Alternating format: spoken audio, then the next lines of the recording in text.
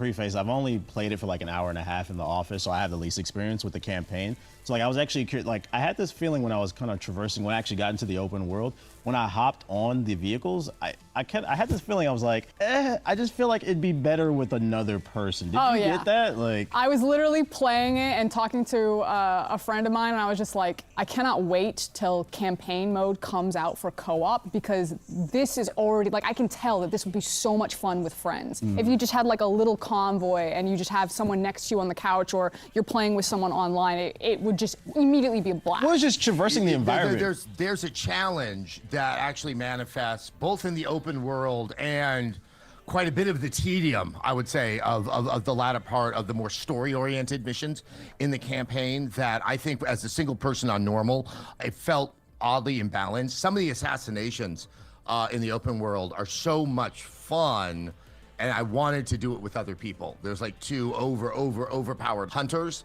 that, like, I found a way to take care of it, but I kind of want to do it a real way. And yeah, I think co-op's going to be a game changer. So with that, we have a reason to talk about Halo Infinite further down the line once that becomes available, as well as the Forge. TBH, Frost, always a pleasure. Thank you so much. Thanks, Adam. We appreciate you having us. Hey everyone, we'd love to hear what you think about Halo Infinite and generally what you're digging about the show so far. Join us in our Discord server and say hi. Thanks for watching. Bye.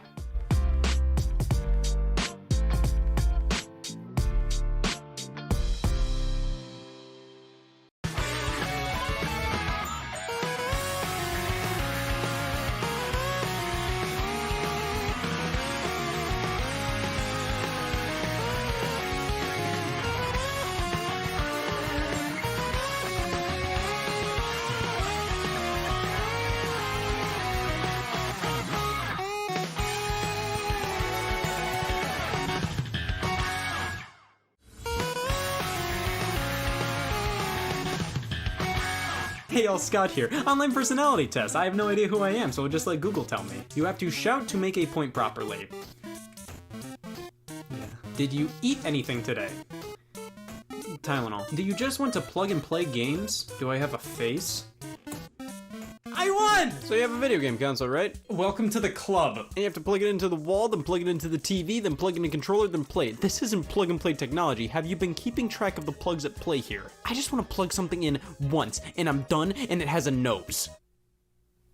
I wasn't expecting an answer this soon. Plug and play games were the sole reason some bin in my living room's corner had purpose. If you didn't own at least one of these from 02 to 09, did you even exist? These things were the thing back in the 2000s. They came in these big fat boxes and proudly proclaimed, plug it in and play. See, no power adapter or extra controllers were necessary. All you had to do was pop in a couple of batteries and plug this directly into your TV with the yellow and white cables. Or I don't know, they could be forks, I'm colorblind, these things could be anything. Composite cables, one for video and one for sound, and if you're good enough, another one for sound. Once you were done with the setup, you'd flick the switch on the controller and boom. Look at this, no power adapter necessary. It plugs directly into the TV. This is magical. Plug and plays were always charming little distractions, and they were easy gift ideas for kids. They were only like 20 bucks a pop, and you didn't have to think about what game console your kid had. All you had to know was, oh, my son likes circles, this'll do. But many times these plug and play games feel like an excuse to sell subpar games inside of a colorful container. Like, I don't want to play this, I want to eat it. The core plug and play brand I remember was by Jack's Pacific, but they weren't the first of their kind. The TV Boy from the 90s was the first plug and play many will point towards.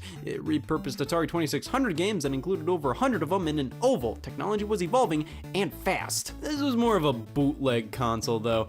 Pretty much all of the games included weren't properly licensed and had their names changed. But what the TV Boy did was not only obtain a cease and desist, but also set the standard for plug and play games in the future. Power them with batteries and utilize older technology. And one of the first ones to do this, legally, was the Activision 10-in-1 byte Toy Max in the year 2000. While not 100% confirmed, many do believe this was the first of the modern plug-and-plays. You have the cables, the logo, the legality, it has it all. This device features 10 Activision classics from the Atari 2600, so you know what that means, it looks like this. Yes, this is the controller you'd associate with the games included on this plug and play, and then this is the plug and play you wouldn't be able to identify in the street. So the on and off switch and reset buttons are on the shoulders, cool, and we have two D-pads, cool, with one acting as the buttons, cool, in the game selection.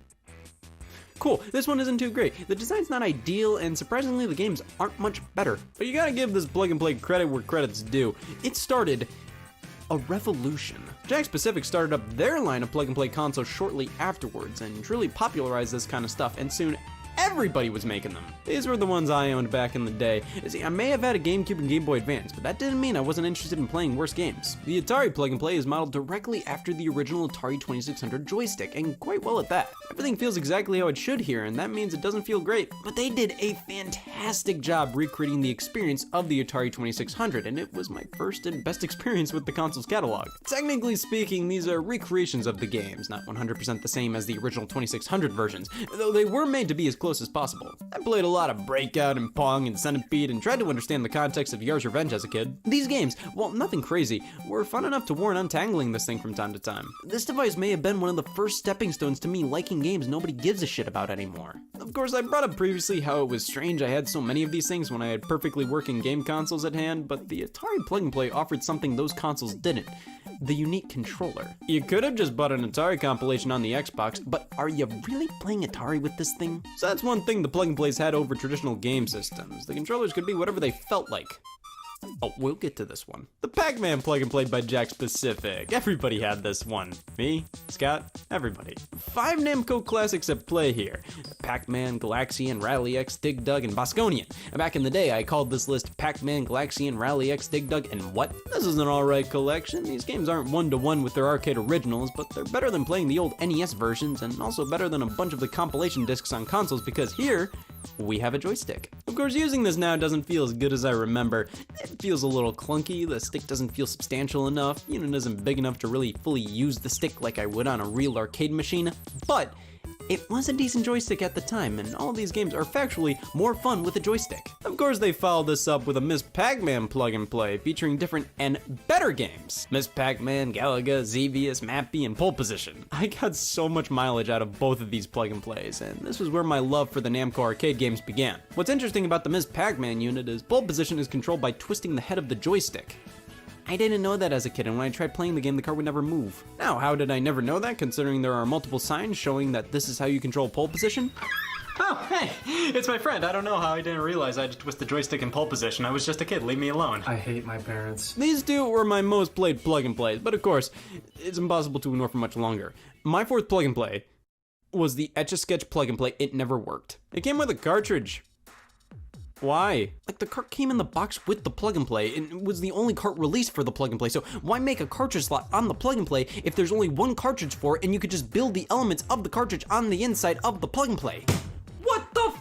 Etch-a-Sketch? I don't have this one anymore, so I'll throw the concept of it to the side and make way for my true final Plug and Play I owned as a kid: corroded batteries. Wish I would have known about that before making that pact. The SpongeBob SquarePants Plug and Play. It, of course, isn't a collection of old games, but it kind of is. It features 5 games made specifically for this unit, and each of them is incredibly similar to another retro classic. I wouldn't consider these to be full-on rip-offs, rather friendly plagiarism. This game's similar to Breakout, this one's Life Force, this one's Missile Command, this one's Zelda, and this one's Donkey Kong. But strangely, these are all pretty fun time wasters. The controls feel really solid, and I honestly think Bubble Pop in this game is better than Breakout on the Atari Plug and Play. And the stick itself is great. I mean, come on, somebody thought of this. There's a fact for you. But while playing, the stick broke and doesn't register the direction of down. This broke right before playing the Donkey Kong ripoff. It's all the way down there. I can't access it anymore, and all I can possibly do with this Plug and Play now is play Bubble Pop.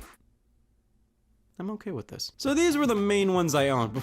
Wait, actually, I did have an Intellivision one, because all 9-year-olds love Intellivision. That was alright, though I remember the controller feeling really cheap and generic. I mean, this is what an Intellivision controller is, so let's play Spot the Difference. It seems like various plug and plays reused old assets, whether it was games, game design, graphics, sound effects, menus, or even the controller shell itself. Where's the evidence? Well, look no further than RCA TV Joypad console. So this uses the same controller design as my old Intellivision one, and just makes me ask, why is there a joystick and a D-pad, and how is this a D-pad? It's more hubcap than D-pad. I would ask why this is necessary for Intellivision games, but who knows, maybe this controller design was tailor-made for RCA TV Joypad console. You know, I always associate RCA with TV remotes, so they're one of my top 7,000 candidates for making a good game console.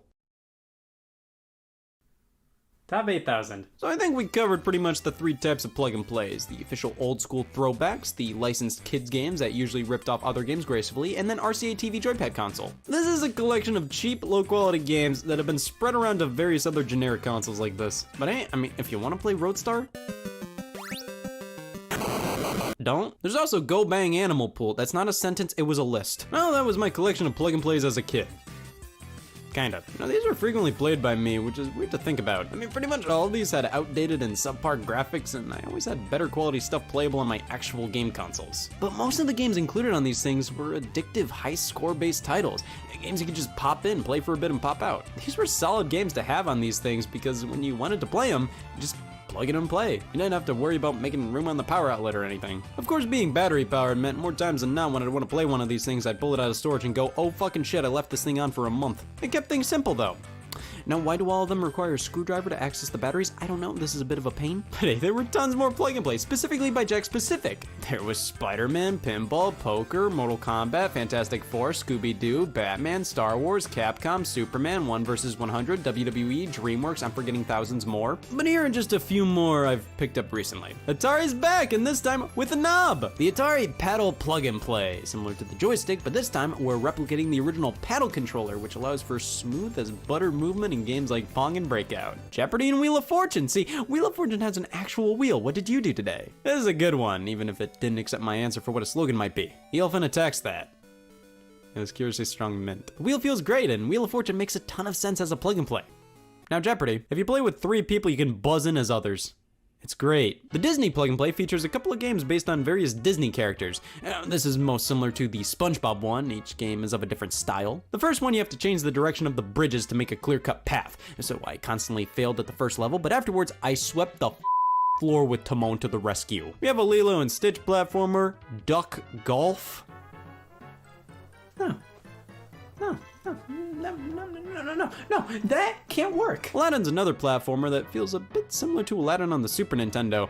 It might just be because you can throw apples in this one too, but it ends with a very basic puzzle game based on The Lion King. You know, that's 2 Lion King based games in one whole thing. I don't like how the Disney logo is slanted because I keep thinking that's the top of the device and I accidentally point the joystick in the wrong direction. But hey, these plug and plays always have such fun designs. At least the joystick looks like a circle. Well, to quote me at the end of this sentence, there's always an EA Sports one. Yeah, the EA Sports plug and play, shaped like a Sega Genesis controller. It comes with Madden 95, NHL 95, and fingers crossed Timon to the rescue. Damn it. See, I enjoyed the fact this exists, but my god. 2 sports games from the 90s that stores would pay you to take from them, included in a Sega Genesis controller you plug directly into your TV. I like when these plug and plays offer unique-ish games or games with controllers you couldn't get on regular game consoles. This one's a bit too worthless for my liking, but it's kind of neat. But hey, at least it's fairly G-rated. Sure, you can combine the letters from the title screen to spell ass rat, but I'm sure the kids wouldn't notice. So what about a plug and play for the adults? Well, here's World Poker Tour, rated M. Actually, the M rating is a sticker, and peeling it off reveals the original rating was E.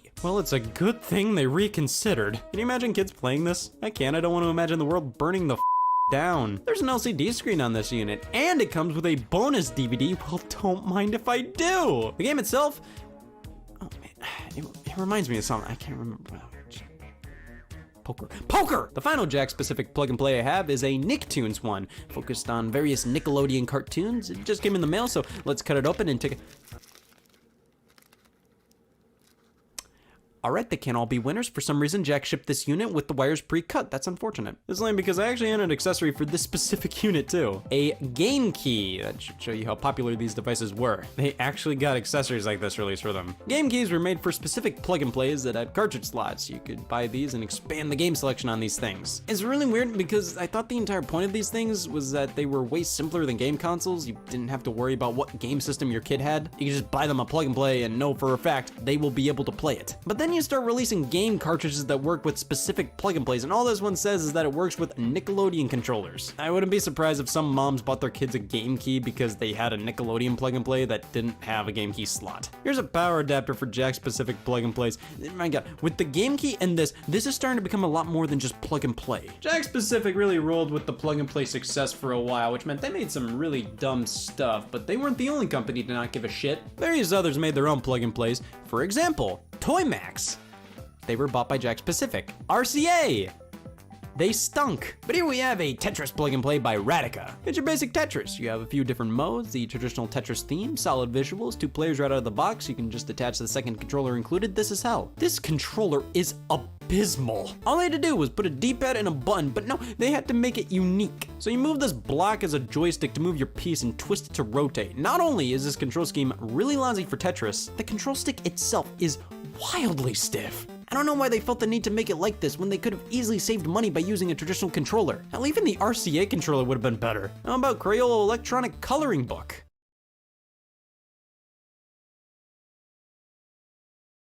I don't know why I'm disappointed. TV Wild Adventure Mini Golf. There better not be any ducks or I'm gonna fucking lose it. So this is interesting. It's a motion control golf game. You adjust your shot like this and wave the golf club over the sensor. Problem is, waving anything will register it as a hit, so as long as you keep the sensor covered, your character will constantly putt. Here's another gimmicky one, American Idol Dance Showdown. American Idol, you know, the competition show about singing, here's a dancing game. It's a blatant clone of Dance Dance Revolution. You get a mat, you lay it out, and step on the right arrows at the right time. See, it's fine, but I personally feel that plug and plays work best when they supplement what you can do on a home console with unique controllers instead of just offering a version of DDR that a dollar store can sell. So that should give you a pretty good idea as to what the plug and plays were back in the mid-2000s, but that doesn't mean they aren't still readily available today, though I have no idea who's still buying them.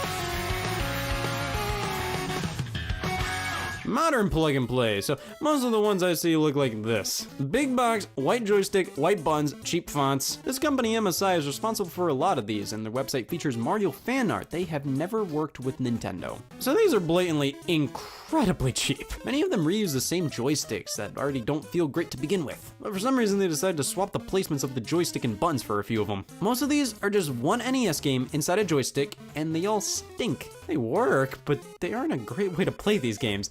So much about this doesn't make any sense. So you wanted to make a plug and play for people who were nostalgic over Mega Man 2 on the NES? So you put it in a controller absolutely nobody played this game with? Like seriously, why a joystick? Why not something that at least resembles an NES controller? Plus, like I said, a lot of these only contain one game. This Space Invaders one, like seriously, is just Space Invaders. There have been so many other Space Invaders plug and plays before this with multiple games. This one, just Space Invaders. And it's not even that accurate to the arcade version. It's the Famicom version. Who played the Famicom version? Double Dragon. I mean, I will give this the benefit of the doubt. The batteries might be in here a bit wobbly. See, that's a problem with a lot of these units. Graphical problems if the batteries aren't fully in or are starting to go. But God, this looks bad. And it's just Double Dragon 1 on the NES. If you have the joystick, why not have the arcade version instead or include it alongside this? WrestleMania, yeah, just the NES game in the same joystick. Why don't I hear anybody talk about how garbage this company is? But I found this Pac-Man one at Walmart recently. It's actually pretty good. The design may not be the most comfortable, and sure, having the wires contained at the bottom with a lid may sound like a good idea, but just ends up making it more complicated to put away because now I have to cram all the wires back in and not lose the lid. But the stick and buttons feel pretty alright, and the game selection is pretty solid. It even includes the final level of Pac-Man, where it's a full-on unbeatable glitch.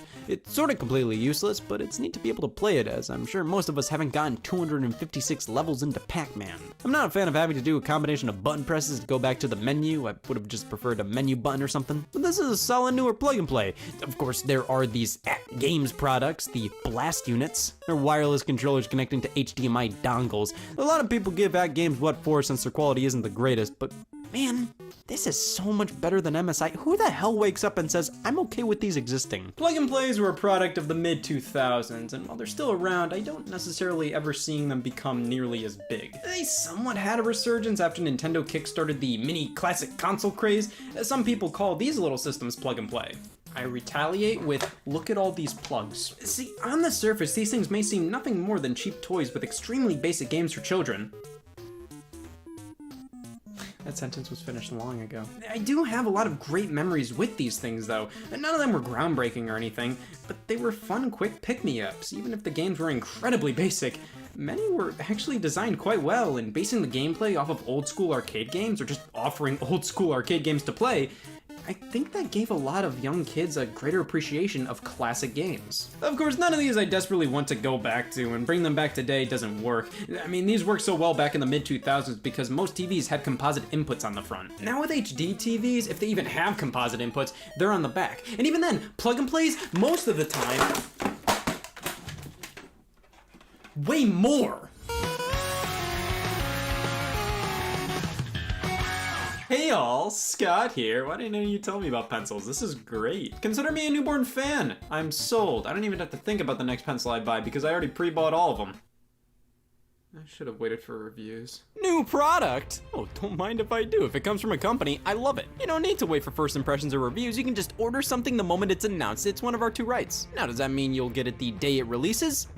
You'd think so. Pre-orders, the act of pre-ordering. You'd mostly do this to ensure you get this product the moment it comes out, or at the very least, a copy is reserved for you. Pre-ordering something doesn't always mean you'll get it on launch day. Sometimes shipment delays happen. Rather, it ensures you will in fact get it at some point in your life. Pre-ordering is more for the consumer that just can't wait to buy a product, but they can wait to use it. And in the video game industry, pre-orders are a way of life. This is something that's so frequently done with games. Every single one is up for pre-order, and so many people feel the need to hit that button. Other entertainment fields don't feel nearly as inclined to do this. I mean, you can pre-order a digital movie, but are you really human if you do that? With games, pre-orders are constantly pushed, more so than anything else. Oh, if you're interested in this game, you should pre-order it. If you do, you'll get to add something to a landfill. Listen, I rarely pre-order games. I personally feel like it overcomplicates things rather than simplifies them. Most video games are mass-produced. You're not gonna have a hard time finding New Super Mario Bros. U Deluxe on launch day, so if you pre-ordered it, get over there. If that game wasn't available at Best Buy at launch, the simulation's crumbling. Plus, with pretty much every major game being released day of digitally, sometimes even before the physical release, there's no worries about stock problems. If you really wanted to play a game at launch and there are no more copies available,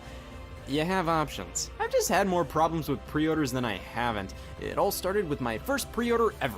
Wii Sports Resort, because I couldn't wait to play Wii Sports Bowling on a new disc. So I was at a GameStop and decided I have $20 and can put this towards my own copy of Wii Sports Resort. That's coming out soon. They'll reserve one just for me, and I'll only have to spend $30 more when the game releases. After the launch date passed, the next time I went to a GameStop, I asked if I could pick up my copy of Wii Sports Resort. They said no, because it was at a different GameStop. Come on, I don't think it was too far-fetched to believe these stores could communicate with each other. One pre-order at one GameStop was good at another. So I could have just went to the other GameStop to pick up my pre-order.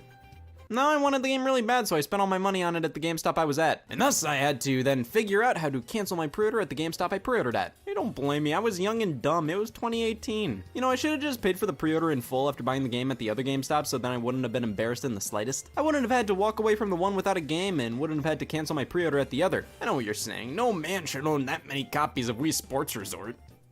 So 2? Ever since that day, pre-orders have left a bad taste in my mouth. It's like buying something with extra steps. Like I went to Best Buy to buy a laptop. They didn't have the specific one I wanted, but said a nearby store had it in stock. So they said I could purchase the laptop at this Best Buy, then show up to the other Best Buy, tell them what I did, show them my information, and pick it up. No, that's just asking for trouble. Like I could do that. Or I could just show up to the other Best Buy and tell them I want that specific laptop and pay for it all right there. They would need to scour their records, find out, oh god, did he buy this at a different store? I don't want to keep my receipts, payment records, and birth certificate around just to pick up Go Vacation on launch day when I can walk into the store and find 50 copies on the shelf. Plus, who wants to tell a cashier, hi, I pre-ordered Go Vacation? Wow, you really care, don't you? Okay, but what about online pre-orders? Pre-order the game on Amazon, you'll get it delivered to you day of. Sure, let's go with that. Don't you want the game the minute it's available? That's why you pre-ordered it? Well, pre-ordering online, you'll get it the day it releases, but UPS usually gets to your house around 4 p.m. if they're quick about it. And then sometimes your order gets delayed a day or 2 or 5, and your order isn't even a game that's a limited edition or anything. How did my copy of Animal Crossing come late? You can build a country out of copies available. But it's all about the worry in your heart. What if you show up to the store and there's no more copies left? You know what the last game I experienced that with? Super Monkey Ball Banana Blitz HD. Hey, do you have any copies left? If you didn't pre-order, sorry, no. Really? To be fair, I mean, I don't really like walking in a store to pre-order something. It just feels weird to go all the way there for something you can't tangibly leave with. What did I accomplish today? I only pre-order things when it's almost absolutely necessary, when there's actual reason to believe it won't be in stock at launch if you don't pre-order. I've probably pre-ordered more digital titles because you know what happens at midnight when you pre-order games? You can play them. I'd rather wait till 4. Limited editions, brand new game consoles, these make sense to pre-order. At launch, they're first come, first serve. So why did I pre-order Assassin's Creed 4? I needed a new football. The pre-order bonus. What better way to get you to spend $60 early than to promise something worth $5? Oh man, if I spend my money now, I'll get bullshit and dog shit. Yeah, companies like their pre-orders because they give a good idea as to how many people are actually interested in the game. Plus, if they follow through with the order, that's paying full price for a game at launch opposed to waiting for a price drop later down the line. But how do you get people to actually pre-order? I got some socks in the car. Let me go through everything I remember pre-ordering and what I got for doing so. Firstly, of course, there was Wii Sports Resort. What did I get for pre-ordering that? Dignity. Next up, what, like some Amazon purchases? Nothing with these. I tried to pre-order Smash Brothers for Wii U at GameStop, the big collector's box with the GameCube controller and adapter, and they said we don't have that version, but we do have pre-orders for the regular game and a third-party GameCube looking controller that only those without hands would use. Yeah, I passed and pre-ordered on Amazon. Guess when I got it? After the shipping delay, right now. I did finally fulfill 2014 Scott's wishes and found a new copy of the Smash Wii U collector's box. Finally. I really wanted to stick it to that GameStop that said, ooh, sorry, no more pre-orders for that. Though, if you want, we have plenty of Little Big Planet 3 pre-orders left. Okay.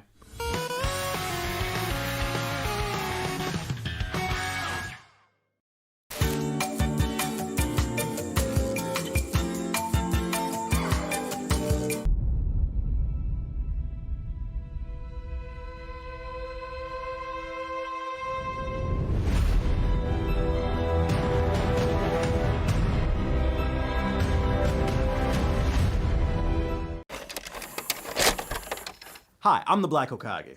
You could game with any network that never stopped gaming, or just G4.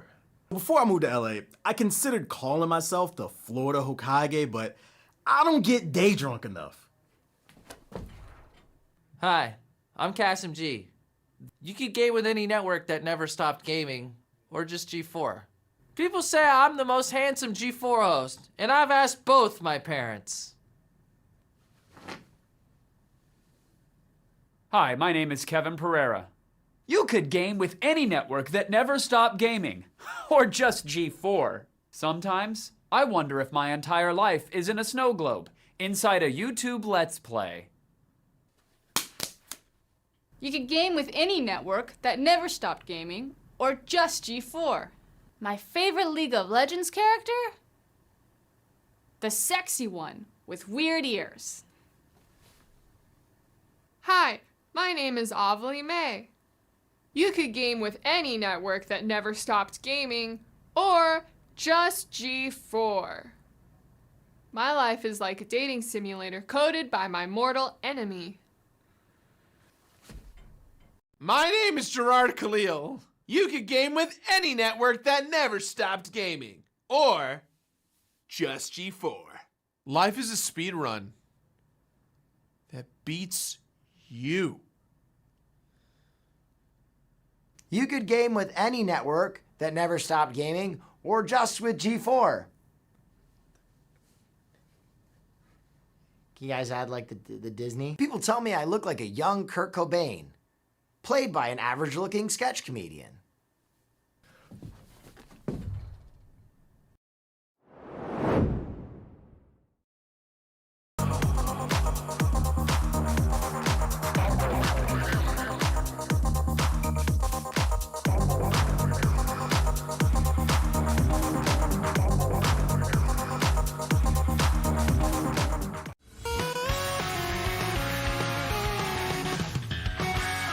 Alright, how about this? Splatoon for Wii U launched in May of 2015. I pre-ordered at GameStop because you got a DLC code for Inkling costumes for the Mii Fighters and Smash Brothers for Wii U when picking the game up. That was such a fun incentive, I had to do it! Did I use the costumes? What do I look like, somebody who does that? Come on, these costumes were valued at 75 cents. I could've passed this deal up. Now, if you pre-ordered Splatoon at Target, you got a water gun. Good thing you didn't have to specifically pre-order to buy them. They were selling them separately at the store as well. Thank God I was out of cups. Honestly, this thing was pretty cheap, but for $5 extra at Target or just straight up given away for free with Splatoon, that's kinda cool. It does look like the splatter shot from the game with some very cheap stickers that are bound to wear off since there's gonna be water all over this thing. But this wasn't the only pre-order bonus Target did with Wii U games in 2015. No, we got the Super Mario Maker Puzzle Cube, also available separately for roughly $5.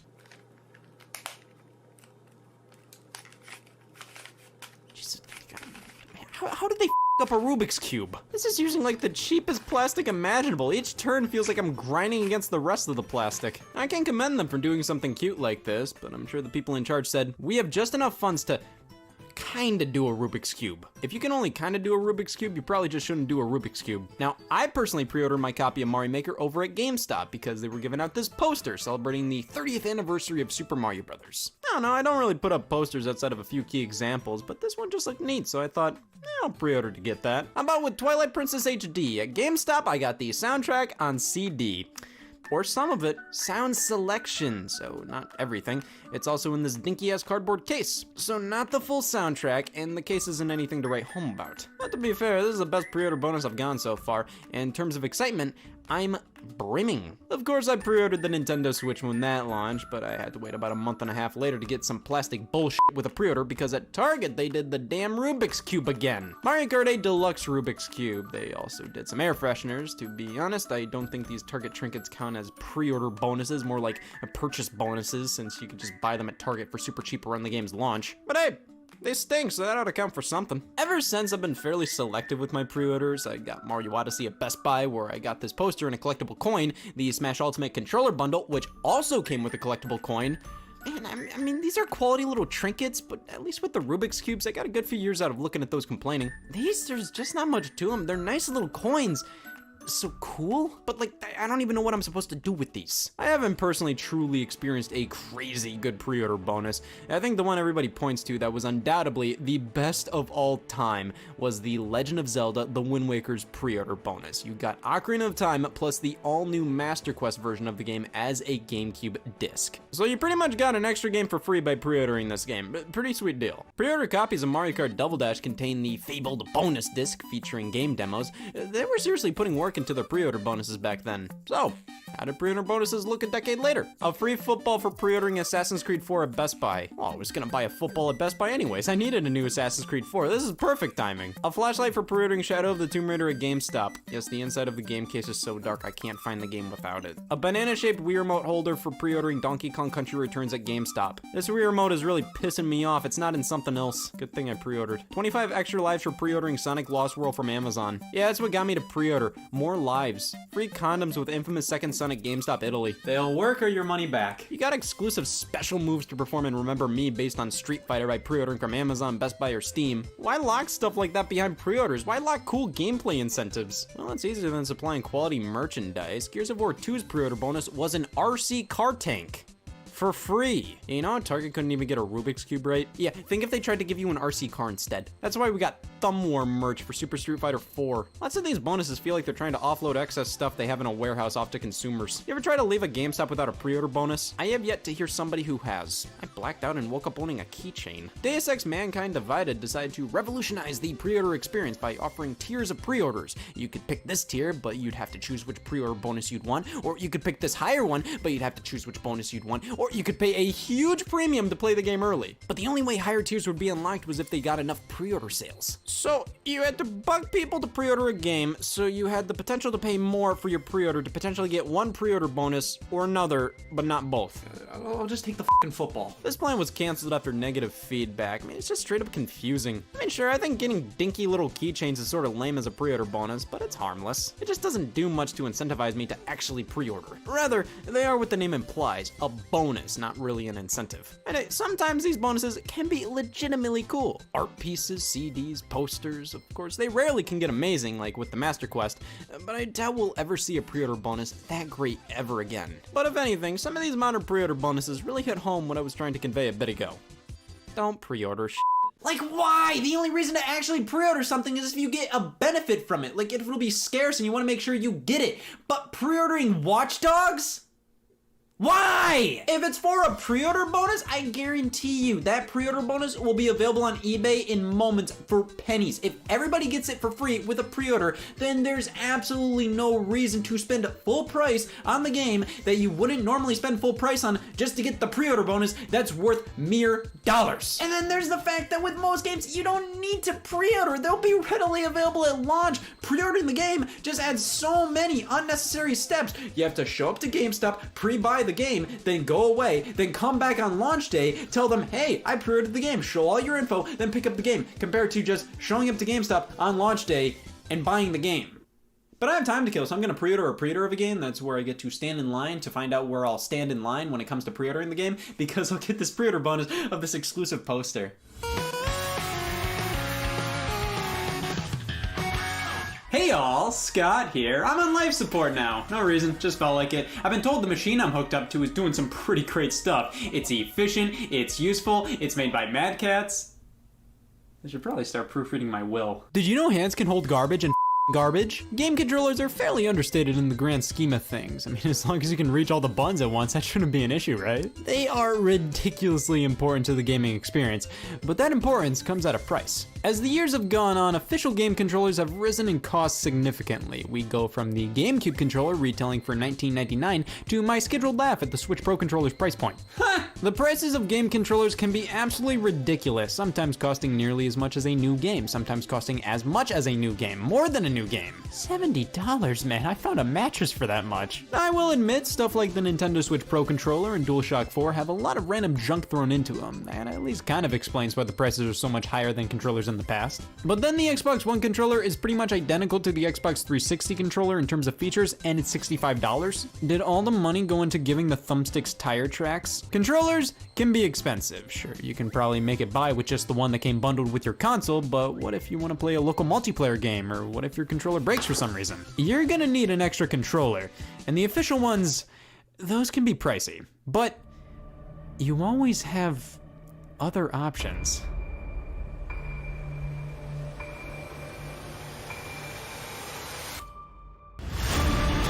We give these away with car stereos. Third-party controllers. Controllers not made by the company who makes the console. You never know what you're gonna get with these things. Since they're made by a company that had nothing to do with the actual console, they don't have to abide by any rules, designs, or legal restrictions, nothing.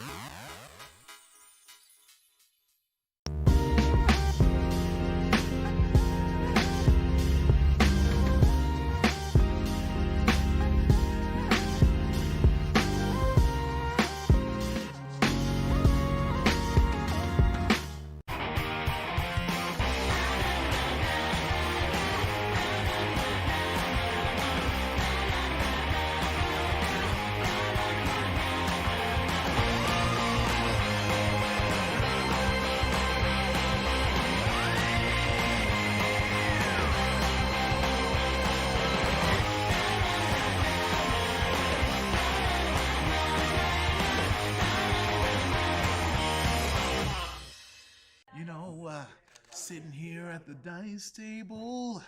Gonna pick up my big dice, cause I'm feeling really nice. And we're singing D20. That's a 1. Is it really?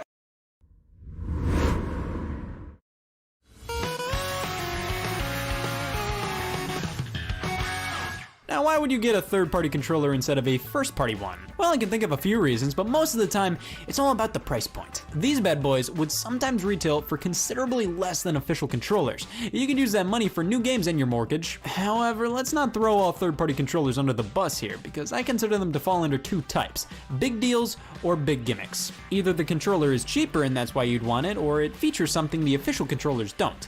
Like the QuickShot controller for the NES. This isn't supposed to be a replacement controller, it's supposed to be an alternative. If you want to use a joystick with your games, whip out the coffee table, jam the stick with the suction cups, this thing ain't going anywhere. This works well for arcade style games, or stuff like Top Gun if you're one of those people. But in terms of a controller with no real advantages compared to the official controllers outside of price point, the Hanyu Explorer 1 for the NES, literally just another company's version of the NES Advantage. There isn't much reason for you to pick this up other than the fact that it's cheaper than the official Advantage controller. However, this thing has some interesting features. These top 2 buttons do absolutely nothing, and there's a useless battery compartment. I really have to start using this term better. In the grand scheme of third-party controllers, these ain't too bad. Third-party controllers were more so gimmicky back in the NES days, mainly because you needed like 2 standard NES controllers at the very most, so for people to want other controllers, they needed to stand out. They needed to have features the regular controllers didn't have. That called for pretty much any unofficial controller to have turbo buttons, like the Turbo Touch 360 for the Sega Genesis. This gives me chills. We have switches to give any of the buttons turbo fire, but the star of the show here is the lack of a D-pad. I'm sure tons of people who saw this in the store went,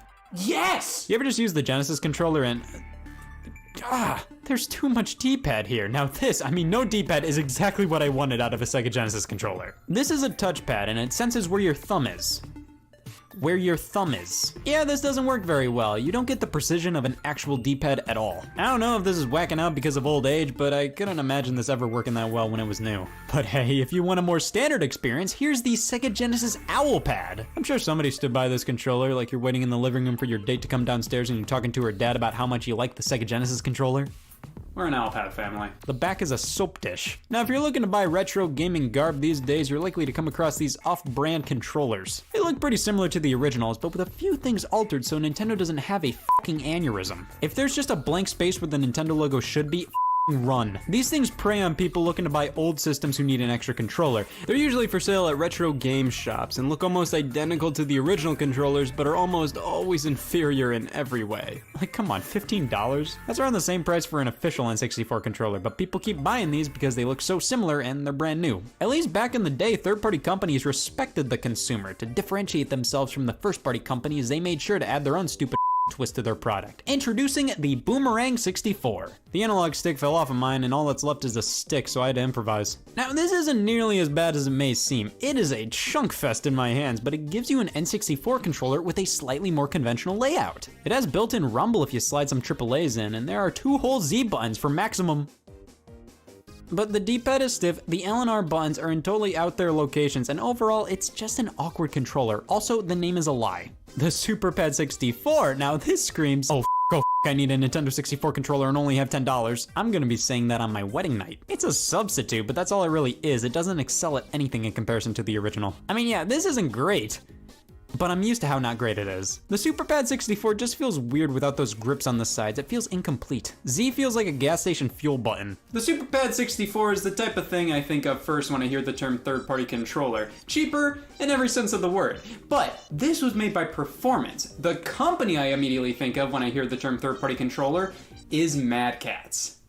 If you walk into a building constructed by Mad Catz, get the out of there. Get all the kids out of the room. 3, 2, 1. Jesus Christ, censor that. The only Mad Catz product I own legitimately without thinking twice about it being made by Mad Catz was my GameCube memory card, and I'm still happy to have it on me. Look at all these memories, an entire page of Nickelodeon game save files. I love gaming. But look at this, 16X, whatever the hell that means, keep it coming. I had so much storage space on this card. Mad Catz was never the worst supplier of controllers, but they were definitely known for their mediocrity. But come on, has a company who made a Dallas Cowboys PS2 controller ever steer you wrong? A lot of their controllers aren't terrible, but they're on their way up there. controller. The Mad Catz GameCube controller, talk about undercompensation. You take a regular GameCube controller and then just warp every element of the controller until it's a shrunken, grotesque GameCube pad. Oh, and bold up the fonts on the buttons. Just by looking at this thing, there is something undeniably cheap about it. Like many of these controllers, it works, but so does filing for bankruptcy, so whatever, different people like different things. Well, what about the Mad Catz arcade stick for the Xbox 360? With all the arcade titles available on the 360, you needed a good arcade stick to play them with.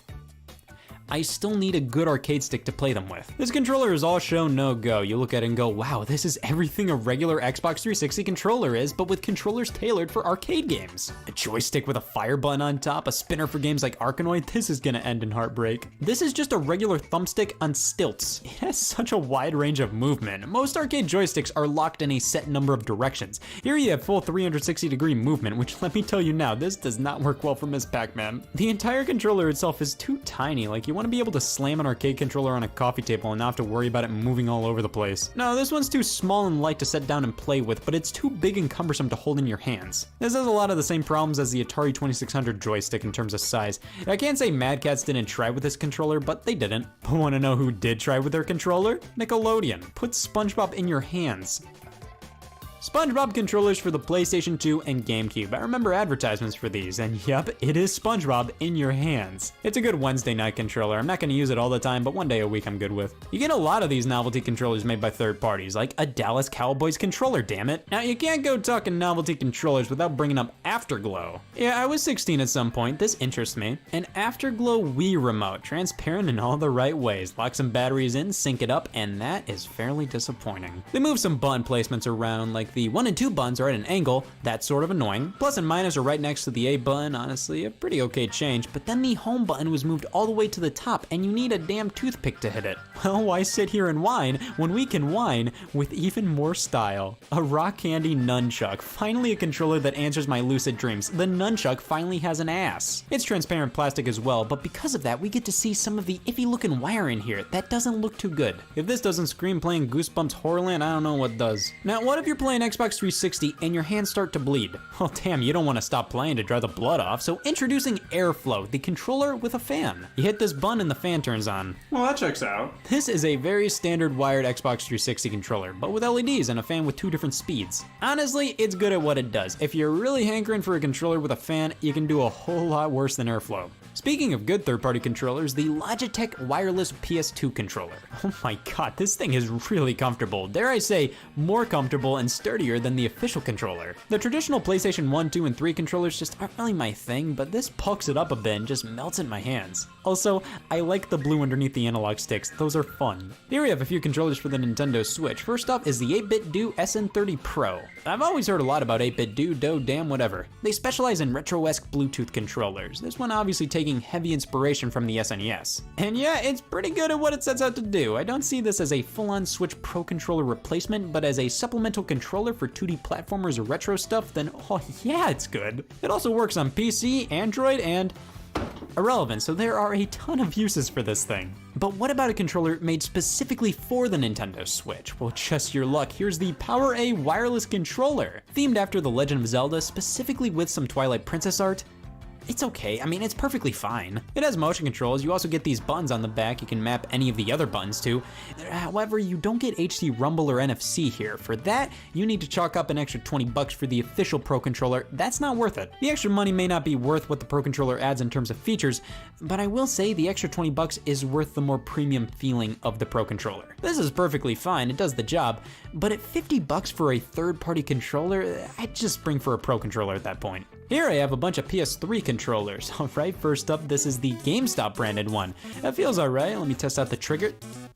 Oh my god. The Tier 1 wired PS3 controller, pretty much just like an Xbox One controller. The X got rubbed off here. That means somebody must have used this thing. Rock Candy strikes again, this time with this tiny PS3 controller. This feels like something I get out of a capsule machine. Let me rewind a bit to the PS2, the TTX Tech wireless controller. I see they had to make sure the button symbols were different enough to avoid copyright problems with Sony. What are you talking about? That's not a PlayStation X, that's a Norse symbol. It's feeling like one of those B-Bon cool kind of days, you know? Here's the B-Bon cool for the Nintendo Switch.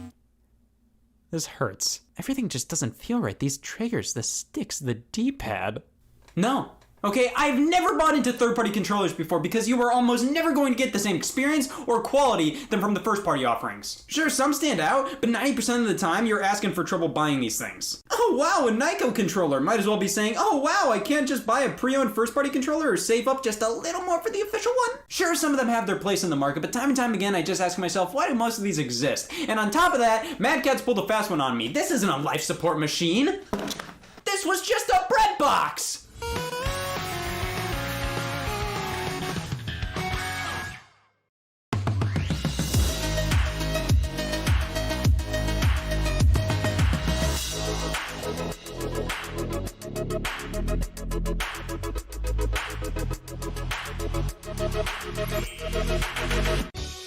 5 breadsticks for my triple treat. 3 layers deep, 10 Cinnabon mini rolls to eat, and the pizza plus another pizza. The triple treat box, only from Pizza Hut.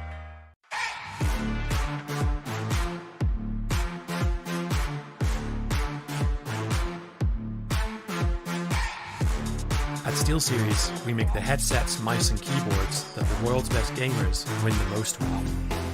And we've been doing it since way back.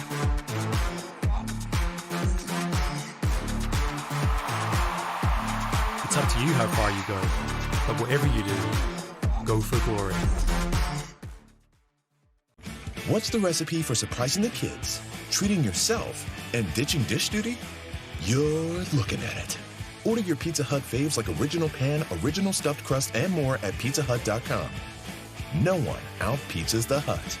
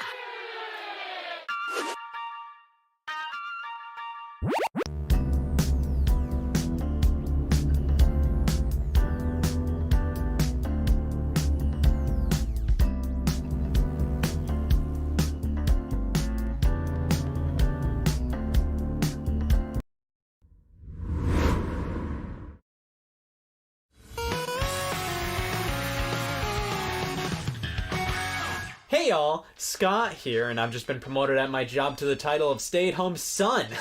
Suffice to say, I've had a lot of extra time on my hands, and I've been discovering the legends of lost video games. Someone please hire me. Games are a medium in which preservation can be tricky, thus some games can't be played in their original state. These are games that have basically been lost, not games that were cancelled, but games that existed and were playable, but are inaccessible nowadays. These are the games that time forgot.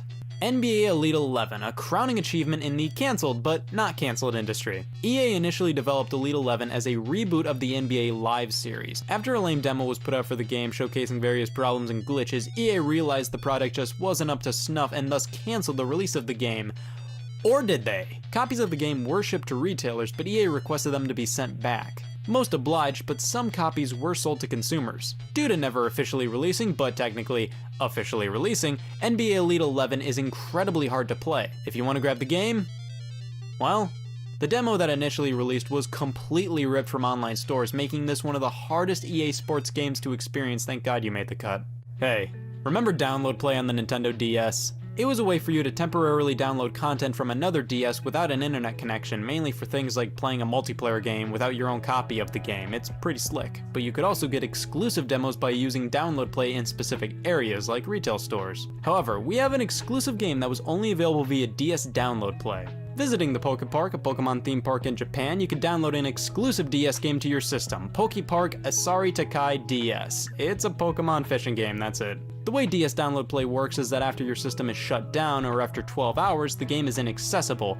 And the fact that this game was only available in a theme park that's totally dead now, Pokemon's triumphant leap into the fishing genre just refuses to be played nowadays. Here's a plethora of games that were delivered via online services in the early 90s, back when the internet was delivered via railroads or whatever. Yes, various game systems in this era kinda sorta supported online, but in different ways compared to how online support is handled nowadays. The Satellaview and Sega Channel were online services for the Super Famicom and Sega Genesis respectively. The Satellaview was more of a satellite broadcast modem offering games to be played at specific times, almost like the games were a radio broadcast you had to tune into. In fact, the way the games were delivered was basically like a radio broadcast. The games offered on the service varied from add-ons to remakes to remixes of previous games to just full-on new games. But this method of games delivery came with a caveat. Most, if not all of these games would not officially be re-released in any physical way, and thus fans had to step up to ensure these games could be played for generations to come by backing up the files online.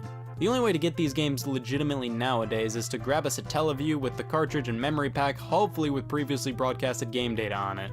A good majority of the Satellaview broadcasted games can be played now via emulators, and unofficial reproduction cartridges exist of various games, but many are not in their original state. For example, an expansion to The Legend of Zelda: A Link to the Past was released, entitled Ancient Stone Tablets, and featured a narrator speaking to the player alongside orchestrated music being streamed. While Ancient Stone Tablets can be played on an emulator nowadays, it's never been officially re-released by Nintendo, and the narrator and orchestrated music is completely lost. Another one is Kirby's Toy Box, a collection of games broadcasted via this service. They were minigames, basically an expansion of Kirby Superstar. Most of the minigames have been found, backed up, and can be played online right now, except for one. The game entitled Ball Rally is still lost and can't be played unless you just so happen to have a Satellaview with the game on it, which is something that has yet to surface. Just a few years ago, a good chunk of the Kirby's Toy Box games that were believed to be lost did end up surfacing, so don't completely count this one out just yet.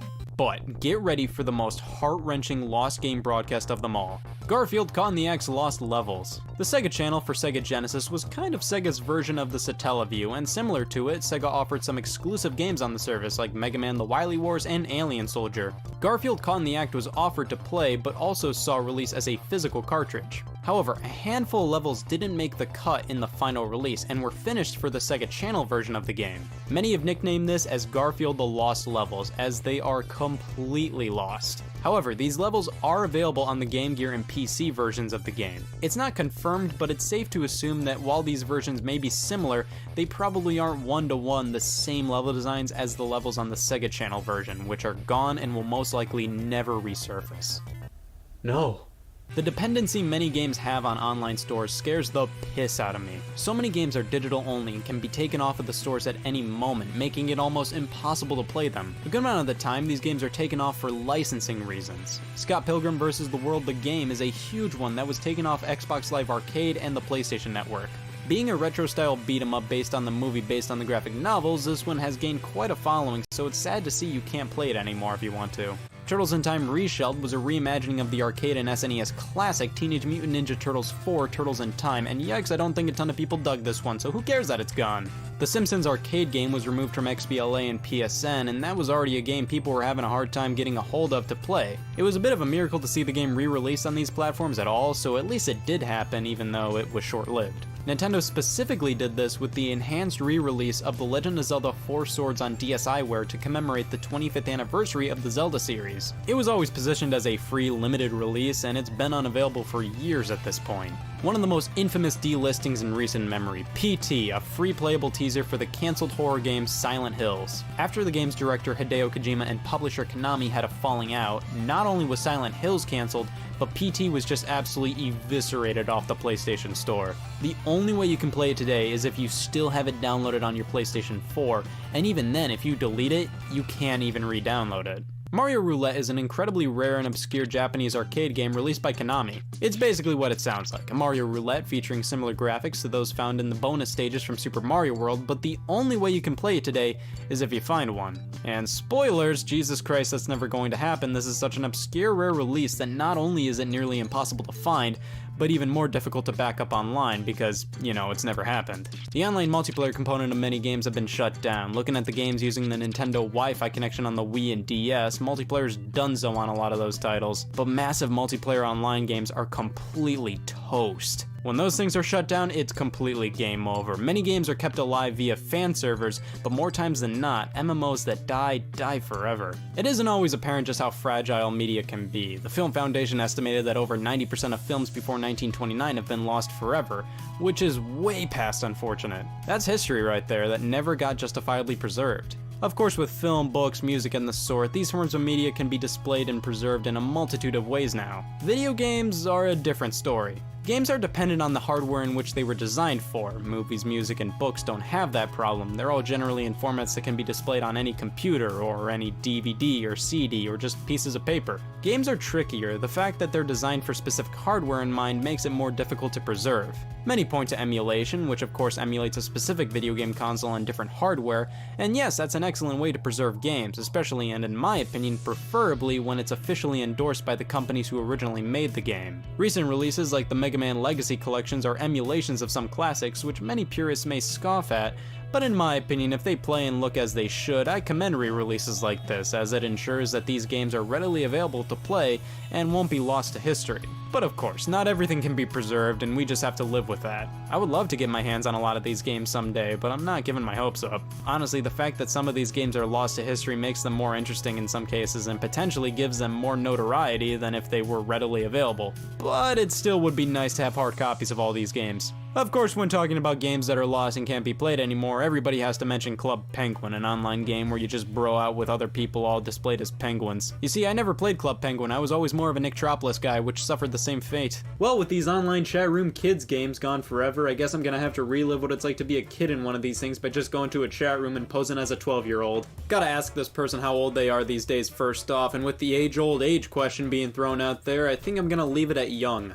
18? Get out of here. Think young, go younger. Don't worry guys, we're in an online chat room. These people are wholesome with a capital H. Scratch that.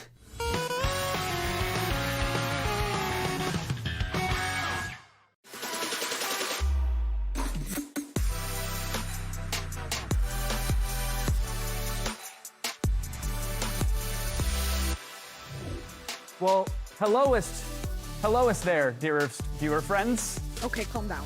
Was that too much? I don't know, that was weird. Helloest dearest viewer friend. Helloest dear viewer. Hi, welcome to Vibe Check. I'm Kevin Pereira. This is the show where every week myself and my co-host check the vibe of the old interwebs. It's gonna be a little bit looser than other Attack of the shows because that's how Vibe Check works.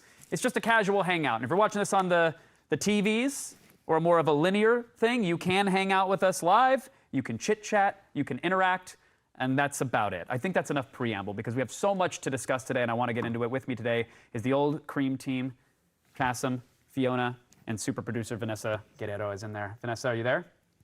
What up?